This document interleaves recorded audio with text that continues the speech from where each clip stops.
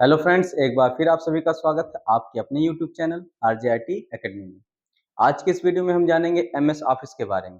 ये MS office क्या है, MS ऑफिस के अंतर्गत कितने प्रोग्राम्स आते हैं और कौन से प्रोग्राम में हम क्या काम करते हैं। तो आइए जानते हैं। जैसा कि आप सब देख रहे हैं, MS ऑफिस, यहाँ आपको बेसिक से लेकर एडवांस तक आपको नॉलेज दिया जाएगा। सबसे पहले हम जानते हैं माइक्रोसॉफ्ट ऑफिस। तो माइक्रोसॉफ्ट ऑफिस, ऑफिस शब्द जो होता है इसका मतलब होता है कार्यालय। कार्यालय मतलब जहां पर हम काम करते हैं। तो पहले जो ऑफिस दफ्तर होते थे वहां पर रजिस्टर पे काम होता था, यानी मोटे मोटे आपके कॉपियां होती थी जिसपे लेन देन को रिकॉर्ड किया जाता था। आज के समय में सभी काम हो रहे हैं कंप्यूटर पे। तो कंप्यूटर तो एक डिवाइस है, उसमें काम करने के लिए हम चुनते हैं प्रोग्राम्स को। तो ये MS ऑफिस आपका जो होता है वो प्रोग्रामों का समूह होता है। अभी इसके बारे में हम चर्चा करेंगे। माइक्रोसॉफ्ट ऑफिस, जिसमें ये माइक्रोसॉफ्ट जो है, ये आपके कंपनी का नाम जो अमेरिका में स्थित है। और माइक्रोसॉफ्ट कंपनी की स्थापना 1975 में बिल गेट्स ने की थी।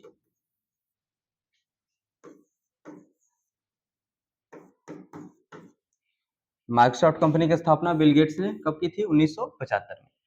MS ऑफिस, इसका पूरा नाम क्या है? माइक्रोसॉफ्ट ऑफिस एक लोकप्रिय ऑफिस एप्लीकेशन सॉफ्टवेयर पैकेज है। तो सॉफ्टवेयर में एप्लीकेशन पैकेज है। एप्लीकेशन सॉफ्टवेयर क्या हमने आपको बताया था, ऐसा सॉफ्टवेयर जो हम कंप्यूटर में अलग से लाते हैं। तो MS ऑफिस आपके कंप्यूटर में पहले से ही नहीं होगा, इसे हम इंस्टॉल करते हैं। तो कैसे इंस्टॉल किया जाएगा वो आपको बताया जाएगा। तो MS ऑफिस क्या आपका एप्लीकेशन सॉफ्टवेयर पैकेज है। पैकेज मतलब समूह होता है, संग्रह होता है, जिसे माइक्रोसॉफ्ट कंपनी ने विकसित किया है। इसका उपयोग डॉक्यूमेंट बनाने, डेटा कैलकुलेशन करने, प्रेजेंटेशन तैयार करने और ईमेल प्रबंधन के लिए किया जाता है। तो माइक्रोसॉफ्ट कंपनी की स्थापना 1975 में किए थे बिल गेट्स ने। और जो पहला आपका MS ऑफिस आया या माइक्रोसॉफ्ट सॉफ्टवेयर आया वो आया था 1 अगस्त 1989 को। पहला जो MS ऑफिस सॉफ्टवेयर आपका आया वो आया कब? 1 अगस्त 1989 को। तो MS ऑफिस एप्लीकेशन सॉफ्टवेयर का समूह है, जिसके अंतर्गत हम डॉक्यूमेंट बनाने, कैलकुलेशन करने, प्रेजेंटेशन बनाने या ईमेल से संबंधित काम को करते हैं। MS ऑफिस माइक्रोसॉफ्ट कंपनी के द्वारा बनाया गया है और माइक्रोसॉफ्ट कंपनी के संस्थापक हैं बिल गेट्स, और इन्होंने माइक्रोसॉफ्ट कंपनी की स्थापना की थी 1975 में। और जो पहला MS ऑफिस प्रोग्राम आपका आया था वो था 1 अगस्त 1989। इसके बाद अब हम जानेंगे MS ऑफिस के मुख्य प्रोग्राम। तो यहाँ पर आप देख पा रहे हैं MS Word, MS Excel, MS PowerPoint, MS Outlook, MS OneNote, MS Access और MS पब्लिशर। यहाँ पे आप जानेंगे कि मुख्य रूप से हम 3 प्रोग्राम में काम करते हैं, MS वर्ड, MS एक्सेल और MS पावर पॉइंट। बाकी सब में भी काम होता है, लेकिन ज्यादातर इंस्टीट्यूटों पे जाएंगे आप तो इन्हीं 3 प्रोग्रामों में आपको काम सिखाया जाता है। तो हम एक एक प्रोग्राम को देखते हुए आगे चलेंगे, सीखेंगे। बाकी आप देख पा रहे हैं कि यहाँ पर MS ऑफिस अगर आप अपने कंप्यूटर में इंस्टॉल करते हैं तो उसके साथ केवल 3 प्रोग्राम नहीं आएंगे, 7 प्रोग्राम आएंगे। इसमें सबसे पहला MS वर्ड, दूसरा MS एक्सेल, और ध्यान रहे ये MS जो है ये माइक्रोसॉफ्ट का शॉर्ट फॉर्म है। जो MS है आपका ये माइक्रोसॉफ्ट का शॉर्ट फॉर्म है। तो माइक्रोसॉफ्ट वर्ड भी कहते हैं इसे। आगे इसके बारे में जानेंगे। MS Excel, MS PowerPoint, MS Outlook, MS OneNote, MS Access और MS पब्लिशर, ये 7 प्रोग्राम MS ऑफिस के साथ हमारे आएंगे। जब भी हम MS ऑफिस को अपने कंप्यूटर में इंस्टॉल करेंगे तो वहां पर आपको ये 7 प्रोग्राम मिलेंगे। उसके बाद हम जानते हैं MS वर्ड। MS वर्ड में यहाँ केवल बताया गया कि क्या काम होते हैं, जबकि MS वर्ड का इंट्रोडक्शन आप देखेंगे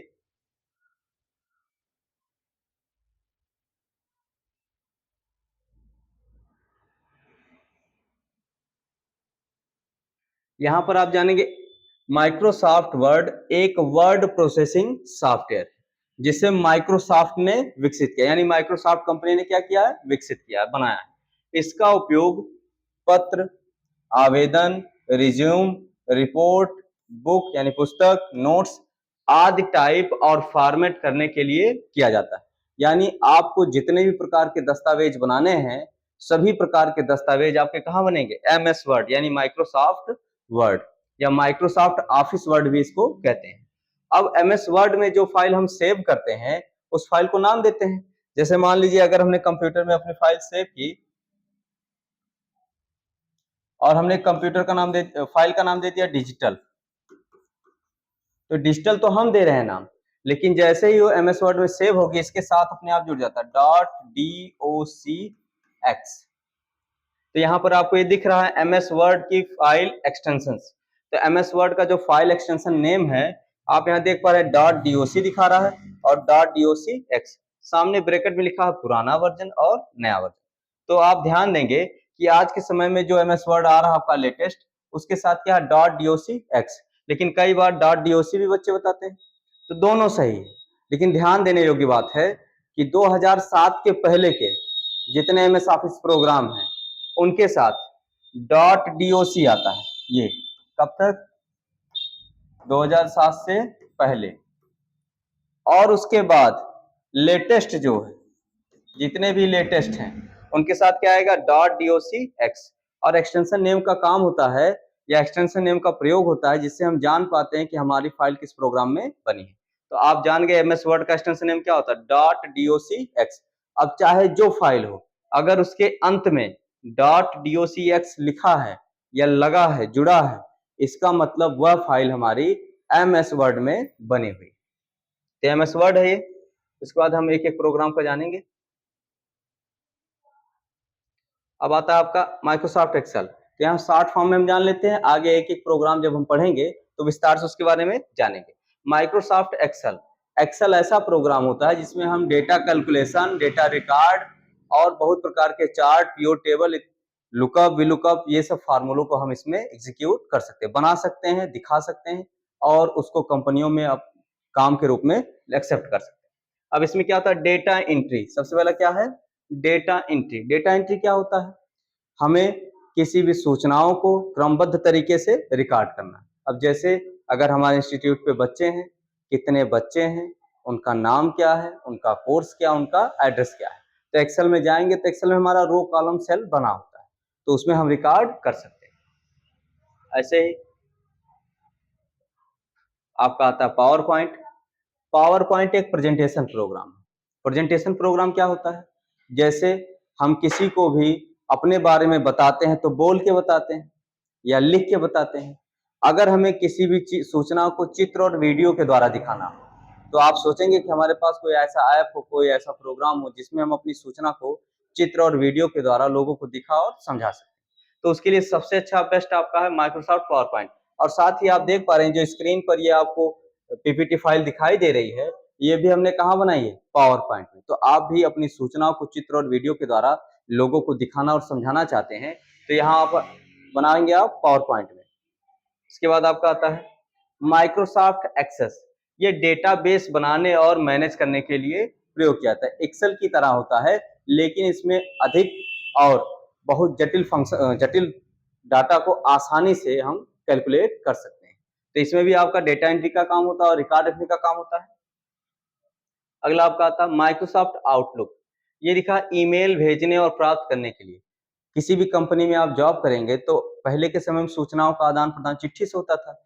आज आप चैटिंग करते हैं, व्हाट्सएप से करते हैं, लेकिन कंपनियों में जो लीगल कम्युनिकेशन माना जाता है, वो माना जाता है ईमेल को। अगर हमें किसी को सूचना भेजना है या किसी सूचना प्राप्त करना है, तो हम ईमेल के द्वारा भेजेंगे और प्राप्त करेंगे। ईमेल को कंट्रोल करता है आपका माइक्रोसॉफ्ट आउटलुक। उसके बाद आता है माइक्रोसॉफ्ट वन नोट। इसमें क्या लिखा है?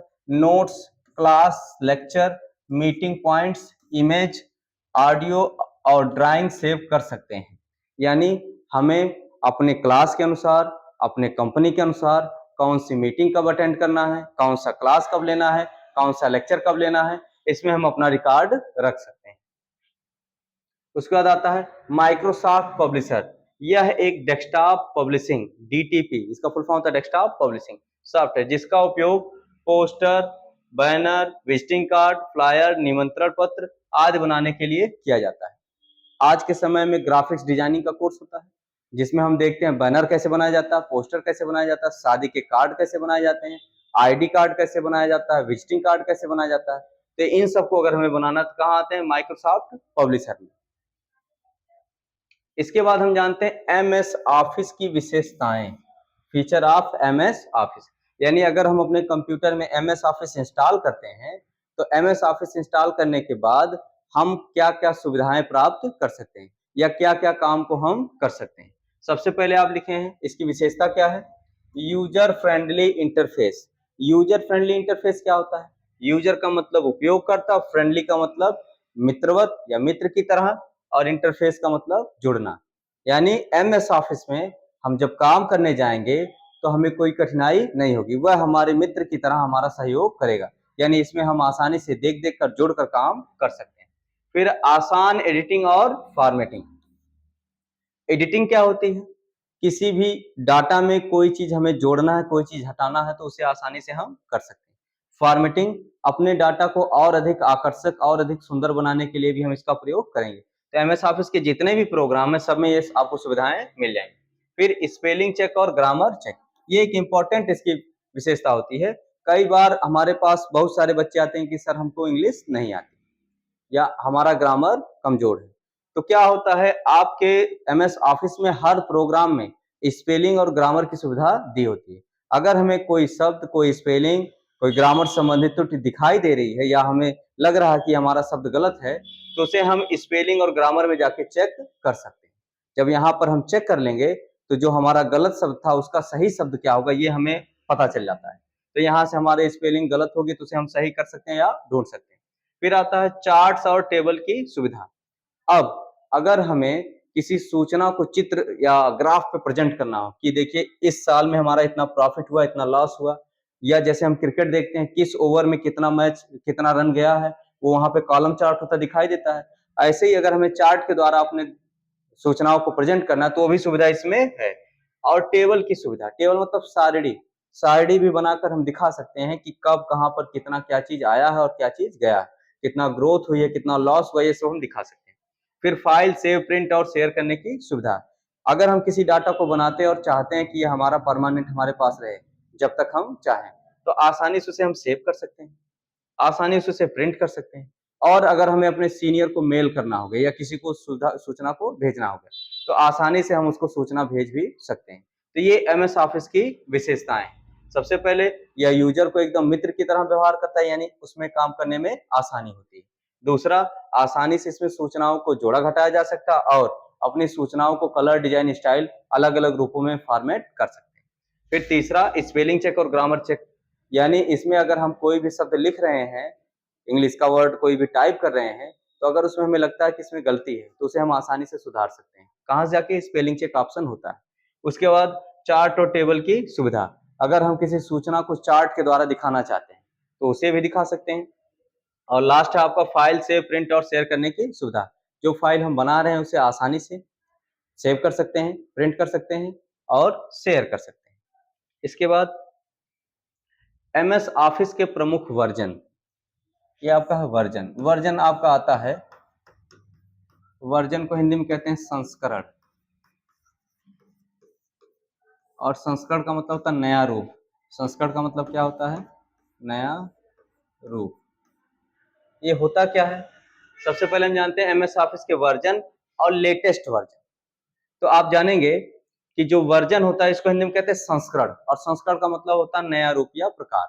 तो हमारा मोबाइल अपडेट होता है, अपडेट होते ही सारे फंक्शन वही रहते हैं, बस फंक्शन का काम करने का तरीका बदल जाता है। तो जो सॉफ्टवेयर आते हैं उन्हें हम वर्जन कहते हैं। जो नए नए सॉफ्टवेयर आते हैं, सॉफ्टवेयर वही है, उसका जो नया नया रूप आता है उसे हम क्या कहते हैं, वर्जन। अब जैसे एमएस ऑफिस 2007, उसके बाद 2010, 2013, 2016, 2019, 2021, 2024, और अभी जो चल रहा है माइक्रोसॉफ्ट 365 लेटेस्ट सब्सक्रिप्शन वर्जन है आपका। तो यहाँ पर क्या है, 2007 में भी आपका वही सब प्रोग्राम थे, 2010 में भी वही सब प्रोग्राम है, लेकिन उस प्रोग्राम में जो फंक्शंस होते हैं, कोई एक फंक्शन घट जाता है, कोई बढ़ जाता है, कोई नया फंक्शन ऐड हो जाता है। तो ये 2007 से लेकर 2024 तक के वर्जन है, और अभी जो माइक्रोसॉफ्ट 365 चला है लेटेस्ट सब्सक्रिप्शन वर्जन है। तो यहाँ पर हम जानते हैं वर्जन, वर्जन को क्या कहते हैं, संस्करण। संस्करण मतलब नया रूप। MS ऑफिस के कौन कौन से रूप या कौन कौन से वर्जन कब कब आए हैं, तो आप जानेंगे 2007, 2010, 2013, 2016, 2019, 2024, 21 और 2024 जो लेटेस्ट अभी चल रहा है। लोग ज्यादातर 2024 चला है और ये माइक्रोसॉफ्ट 365 लेटेस्ट अपडेट है, सबके पास नहीं होगा ये। तो ये MS ऑफिस के प्रमुख वर्जन है। तो वर्जन आपको समझ में आ गया और कब कब MS ऑफिस का वर्जन है ये आपने देख लिया। आगे हम जानेंगे उपयोग कहाँ होता है, यानी MS ऑफिस अगर हम अपने कंप्यूटर में इंस्टॉल करते हैं तो उसका यूज कहाँ पर है, तो आप जानेंगे स्कूल और कॉलेज में। हमने जैसा कि वीडियो के स्टार्ट में ही बता दिया है कि पहले सभी काम रजिस्टर पे होते थे, आज सारे काम कंप्यूटर पे हो रहे हैं और कंप्यूटर में प्रोग्राम चाहिए। जैसे मोबाइल में काम करने के लिए हम ऐप में जाते हैं, अगर वीडियो देखना है यूट्यूब पे चले जाते हैं, गूगल पे चले जाते हैं, फोन करना है तो फोन कॉल मैसेज पे चले जाते हैं, अगर हमें फोटो खींचना है तो कैमरा वाले ऐप पे चले जाते हैं। ऐसे ही कंप्यूटर में अलग अलग काम के लिए अलग अलग प्रोग्राम होते हैं। तो स्कूल और कॉलेज में MS ऑफिस का यूज होता है। तो स्कूल कॉलेज में किस काम के लिए, सबसे पहले दस्तावेज या डॉक्यूमेंट बनाने के लिए, दूसरा रिकॉर्ड रखने के लिए और तीसरा विद्यालय के बारे में, एजुकेशन के बारे में बच्चों को आसानी से चित्र और वीडियो के माध्यम से समझाने के लिए। तो MS ऑफिस का प्रयोग होता है स्कूल और कॉलेज में। बैंक और ऑफिस में, जैसा कि नाम MS ऑफिस है तो ऑफिस के काम के लिए बना ही है। और बैंक, तो बैंक भी एक प्रकार का ऑफिस होता है। बैंक में हम जाते हैं, कितना हमने जमा किया, कितना हमने दिया, कितना हमारे पास था, ये सब रिकॉर्ड रखना होता है, तो हम MS ऑफिस के एक्सेल प्रोग्राम का प्रयोग करते हैं। फिर सरकारी विभाग में भी आपको जितना भी लेन देन आदान प्रदान होता है उसका भी रिकॉर्ड रखना पड़ता है। उसके बाद आपका था व्यापारिक संस्थान, ये तो मोस्ट इंपॉर्टेंट होता है व्यापारिक संस्थानों में। व्यापारिक संस्थान में क्या होता है कि जो भी आ रहा है जा रहा है, जैसे स्टॉक मैनेजमेंट का होगा, कितना सामान हमारे पास आया, कितना हमारे पास से गया और कितना बचा, ये भी हम रिकॉर्ड रख सकते हैं। घर पर व्यक्तिगत कार्यों के लिए, अगर हम अपने घर की डिटेल रखते हैं कि डेली हमारे पास क्या चीजें आ रही हैं, क्या जा रही हैं, या एक महीने में हम किन किन चीजों का कितना प्रयोग कर रहे हैं, उनके लिए भी हम MS ऑफिस का प्रयोग करते हैं। तो अगर इन सब का संस्थानों में इन सब चीजों से आप जुड़े हुए हैं तो आपके लैपटॉप में MS ऑफिस इंस्टॉल होना अनिवार्य है। तो क्या क्या चीजें स्कूल और कॉलेज में यूज होता है, बैंक और ऑफिस में, सरकारी विभाग में, व्यापारिक संस्थान में, घर पर व्यक्तिगत कार्यों के लिए। इसके बाद हम जानते हैं MS वर्ड। तो MS वर्ड के बारे में हमने बता ही दिया है। तो आज के इस वीडियो में हमने जाना कि MS ऑफिस का इंट्रोडक्शन। अगले वीडियो में मिलते हैं MS वर्ड के इंट्रोडक्शन और MS वर्ड के प्रोग्राम के साथ। उम्मीद करते हैं ये वीडियो आपको पसंद आया होगा। वीडियो पसंद आया है ज्यादा से ज्यादा लाइक करिए, शेयर करिए, सब्सक्राइब करिए। धन्यवाद।